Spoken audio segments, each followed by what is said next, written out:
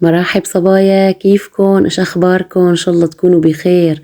طمنونا عنكن. انا بخير ومشتقت لكم خيرات الله يخلي لي اياكم ويخلي لي تعليقاتكم الحلوة اللي عن جد ما بينشبع منها. وبتشكر كل وحدة شجعتني وكل وحدة قالت لي انه انا معك وما رح نخليكي تطلعي من اليوتيوب. يخلي لي اياكم يا صبايا عن جد وما يحرمني منكم ابدا ابدا. واليوم رجعت لكم بفيديو جديد وروتين جديد بتمنى يعجبكم. بس قبل ما نبلش الفيديو حابة أقلكم إنه خلينا نصلي على سيدنا محمد صلى الله عليه وسلم. وهلأ خلينا نبلش الفيديو. وقلت لكم سابقا يا صبايا بالفيديوهات إنه أنا عندي تصوير فيديوهات قديمة صراحة. وما حابة أروح عليكم شي من اللي صورته صراحة لأني متعب الفيديو. وبنفس الوقت كمان إنه يعني إنه لازم تشوفوا شي السابق اللي أنا عشته. عرفتوا شلون؟ لأني أنتوا صرتوا عائلتي التانية. وهون يا صبايا بهذا الفيديو كنا برمضان صراحة. أول ما سكنت ببيتي شفتوا أنا جبت هدول المباهر. علبة المباهر 16 قطعة، يعني 16 قطرميز بلور بقلبها هاي. صراحة عديت عندي البهارات انه قديش انه بيكفيني، فطلعت يعني مثل ما بقولوا قد بقد. يعني بهاراتي شغلة 16 بهار بستخدمه بين ايدي. طبعا مو الشي الجانبي اللي بنستخدمه مثلا كل طبخة مثلا نكون كل شهرين ثلاثة مرة لحتى نحسن نعمله او مثلا لحتى نساويه. عرفتوا شلون؟ المهم يا صبايا اول شي والله فقت من الصبح. طبعا ما كنا بنحسن نشرب فنجان قهوة لأني قلت لكم الدنيا كان صيام. صوبنتهم يعني اللهم صل على النبي ليفتهم وخليتهم لبين ما ينشفوا على التمام. بعدين بلشت أعبي البهارات. وصيت جوزي على البهارات اللي مطلوبة كلها اللي أنا بدي إياها. وطبعا مثل ما قلت لكم في عندي المنظمات اللي جبتهم قبل هالمرة وشاركتها معكم. قلت لكم جبتهم من ترنديول، وحتى هدول علب البهارات كمان جبتهم من ترنديول.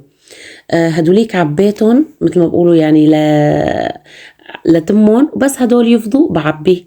عرفتوا هيك؟ بس عن جد عن جد حابة أنصح كل صبية وكل وحدة عبتعاني كانت مثل حكايتي إنه من الخزينة تبعيت البهارات تقوموا تقعد على صحن سلطة مثل ما بقولوا. عن جد تجيب من هالبهارات والله والله يا صبايا وما بحلف يمين كذب بإذن الله تعالى إنه ممتازين بشكل لا يوصف.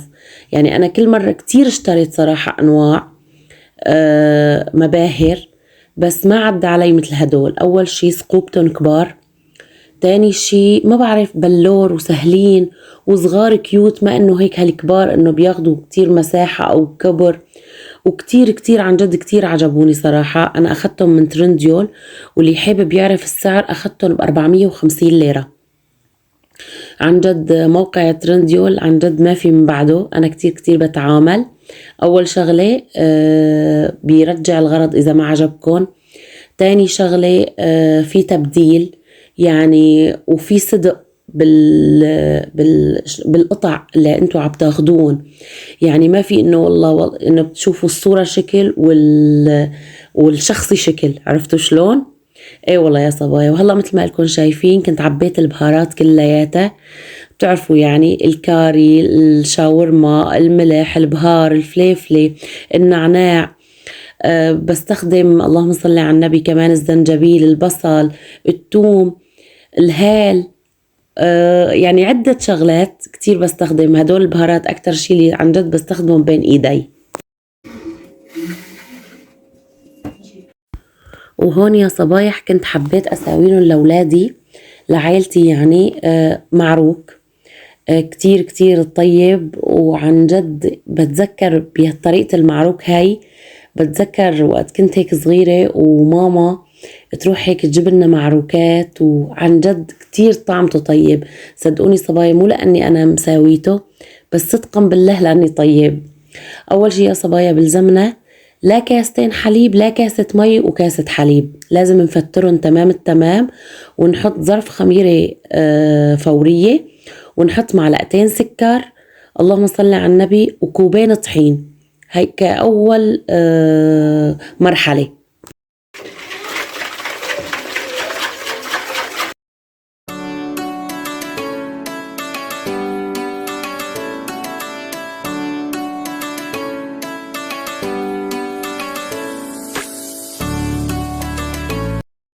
ومثل ما شفتوا يا صبايا حطيت كوبين طحين وحركته بالسباتولا أو بأي مضرب عندكم إياه.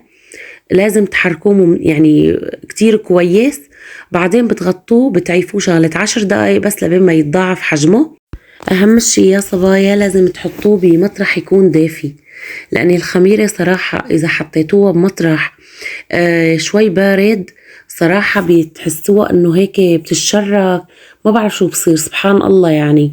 فحبيت إنه أقلكن هاي الشغلة لأني قبل هالمرة صارت معي، يعني الخميرة جايبتها جديدة وكل شي جديد وما نفش. ليش طلعت؟ لأني أنا كنت حيطته بمطرح بارد، فانتبهوا على هاي القصة. وهلا هون بمرحلة الثانية حبيت انه اول شي اللهم صل على النبي اجهز للمرحلة الثانية. بدي 2.5 كاس طحين وبدي 2 كاس سكر، طبعا حسب ما حدا بيحب الحلو، بس انا بشوفه كتير ممتاز ب2 كاس سكر و2.25 كاس طحين. ومنحط كمان توابل اللهم صل على النبي، انا هدول مطبقتهم على ايدي، او اذا بتحبوا تجيبون من عند اي سوبر ماركت فيه. هن عبارة عن معلقة ينسون، معلقة شمرة، معلقة محلب. وطبعا منحط على طرف هلا مثل ما لكم شايفين بيضة، ومنحط نص كاسة زيت نباتي. هي كل مكوناته. هلا هذا المعروك يا صبايا، هذا المعروك اللي بلزق بالايدين. شلون يعني بلزق بالايدين؟ يعني هاد مو عجينة وبتمدوها، هاد بتحطوا هلا هالمكونات كلهم على بعضهم وبتعيفون يختمروا شغلة اللهم صل على النبي، يعني ساعة، ساعة ونص، ما في مشكلة أبدا. عرفتوا شلون؟ وبعدين بتشوفوها يعني عم تلزق على الإيد، يعني مو بالضرورة أنه تتموا تحطوا عجين لبين ما تصير عجينة، لا ما بيصير. هذا سر المعروك اللي إلي عن جد، كتير كتير كتير طيب صبايا بشكل. بس هاد هلأ ما بينحشى، بينحشى من بعد ما بتحطوه بالفرن ويبرد، بتعودوا بتحسنوا تقصوه وتحطوا بقلبه الحشوة اللي بدكن اياه. بس هذا سادة أطيب بكتير. وهلا مثل ما لكم شايفين يا صبايا، بعد ما اختمرت أول مرحلة حطيت البيضة أول شي والزيت، طبعا خفقتهم مع بعضهم كتير كويس. بعدين حطيت الطحين، ومثل ما شفتوا هلا شايفين هيك هو سائل، هيك لازم يكون العجين. ما لازم تكون عجينة متماسكة، لازم تكون عجينة طرية كتير وبتلزق بالإيد. وهلأ بعد ما اختمرت عفتها شغلة ساعة ونص، صراحة رحت على صلاة التراويح بوقتها ورجعت.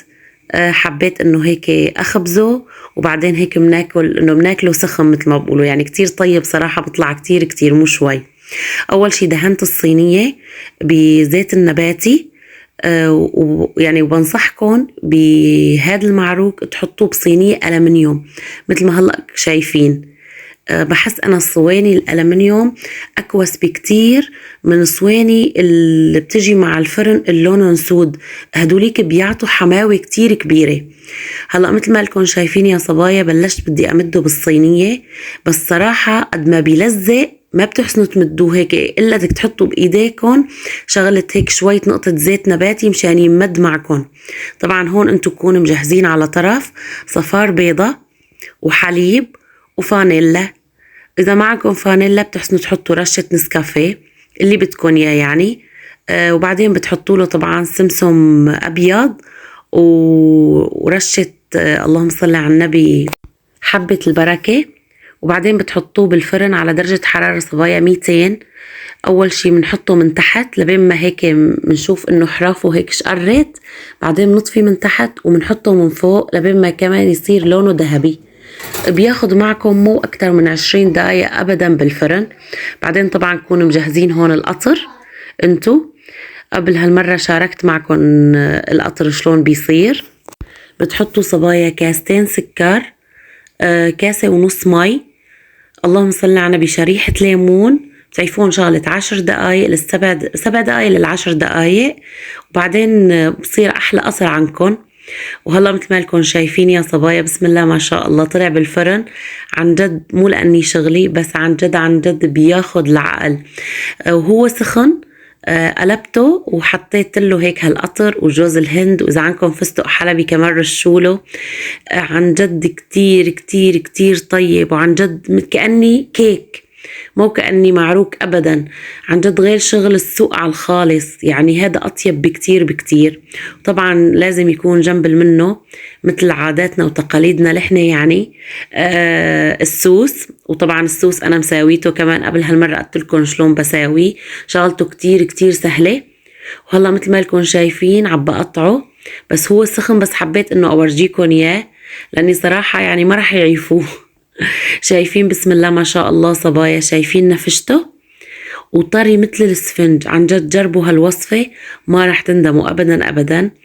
وحابة اقلكم انه لهون بيكون انتهى الفيديو، بتمنى يكون عجبكم واستمتعتوا فيه، يخلي لي اياكم وما يحرمني منكم.